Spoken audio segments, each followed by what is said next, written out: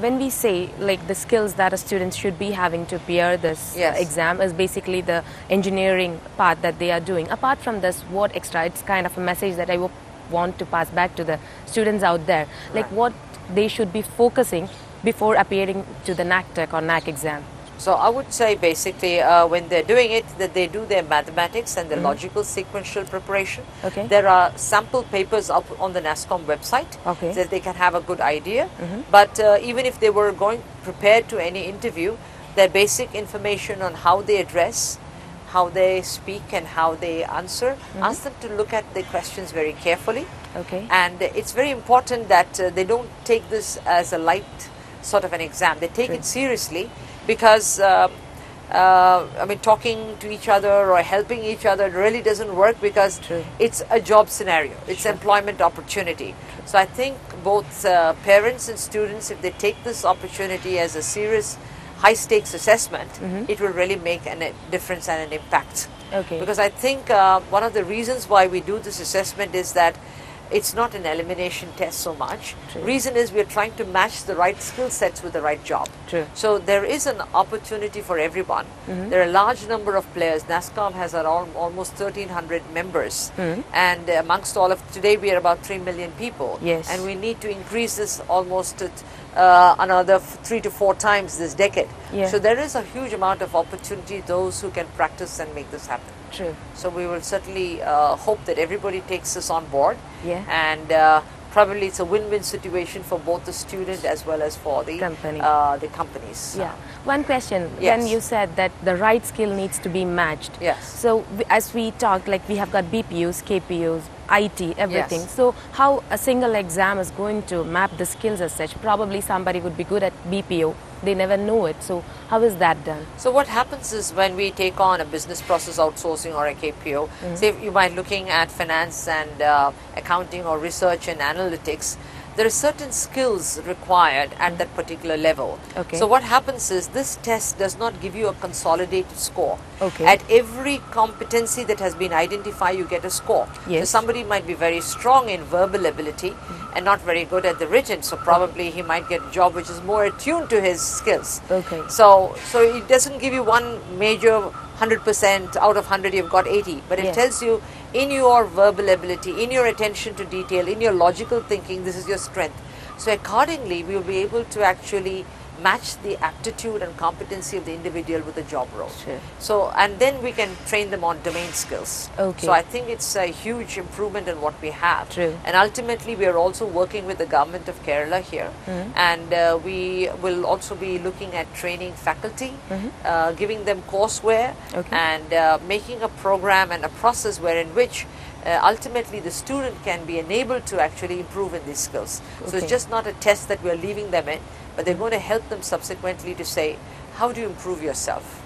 So our ultimate goal would be to see that while the student is learning, problem solving, creativity, higher order thinking skills like analysis, synthesis, evaluation becomes a part of the program of assessment. And for that to happen, we feel that the teaching methodology, teaching and learning program must actually be tuned to that. So this is the work that the government of Kerala is actually working towards, and there is an industry, academia, facilitation and consortium that's going to happen to make this possibility. And I think it's very encouraging to see the government doing something so positively in this direction. Do we have a limit set for the attempts that a person or a student would be taking to these exams, or like they can take every year they want, they can improve themselves? The first time that this is happening now, they can do it the first attempt, and after a month they can repeat it next time. After that they can repeat it once in 6 months. So that's the procedure that's put in place. So I think it was quite helpful, because if you just practice so that you are going to score well in the test, you will find that you're still not going to be doing very well at the job. So you shouldn't be aiming to just crack the test, but really improve on those skills. So that's what we are looking at. When we said improve the skills, is NASSCOM planning to have some trainings or session or something related to that so that people can get recruited?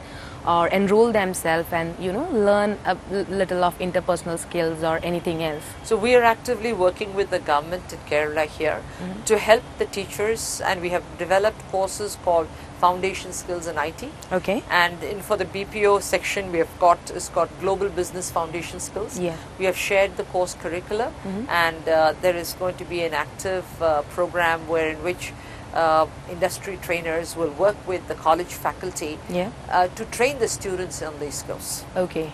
So ultimately it will come full cycle. Okay. But for this first batch that's coming this year, they'll have to take the shot head on. Apart from the freshers, for the students, is NASSCOM planning something for the laterals as well, like a certification, as you said? Yes. Like take an exam, get certified by NASSCOM saying that yes, I am rightly skilled for this job. See, the ultimate, what's going to happen, being a standard setting body, once programs are brought into focus, I think students will have to aim towards a certification which says that they are industry ready, vis-a-vis this program, the NACTEC, which gives you a level of competencies and assessment. So it will happen. It's a part of the evolution of what we are planning to do, and that's the role that the Sector Skill Council has taken on board, and I think that's also the vision of India at large. It was really great talking to you, ma'am, because it was really informative, and I'm sure that people out there who are in IT, ITES, it would be really great information for them, and also there are a lot many engineering and non-engineering background students. So it is a real good news, great news for them. A lot of skill improvement is waiting for them. Thank you so much. Because one area which we find in the IT, ITS is that it impacts every other industry sector, whether it's auto components, or whether it's retail, or BFSI, healthcare, education, gem and jewelry, or it's going to be media and entertainment, construction utilities. IT and ITS has actually integrated itself with everything. So a student in engineering does not just think that joining the IT industry is the ultimate. He's got an opportunity with these skill sets to join any industry. So it's all pervasive. Ma'am, we have got a small token of love from all of us, from the very much. Appreciate and this. the Let's Talk Thank you very much. Thank you. Thank you. This is again a gift for the family. Thank you. Thank you very much. Thank you.